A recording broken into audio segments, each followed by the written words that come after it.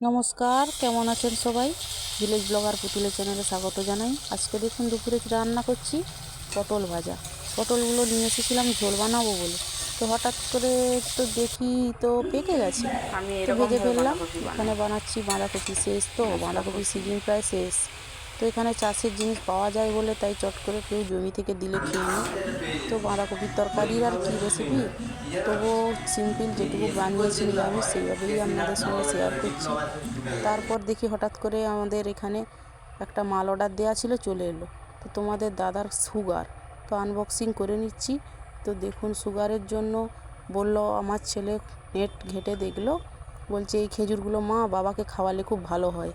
তো তাই হঠাৎ করে বলছে অর্ডার দিয়ে দেখি। তো এটা কিনে এখানে আনবক্সিং করছি, তাই আপনাদের সঙ্গে একটু শেয়ার করলাম যে কারো যদি সুগার থেকে থাকে তো এটা খাওয়া নাকি খুব ভালো। আমরাও এই প্রথম ট্রাই করব, কিন্তু তবুও চেষ্টা করছি যদি অনেকের ভালো হয়, সেই জন্য আপনাদের সঙ্গে শেয়ারটা করলাম। দেখুন খেজুরগুলো কত সুন্দর, তো আমি একটা খেয়ে দেখব কেমন খেতে, তাই নিয়েছি।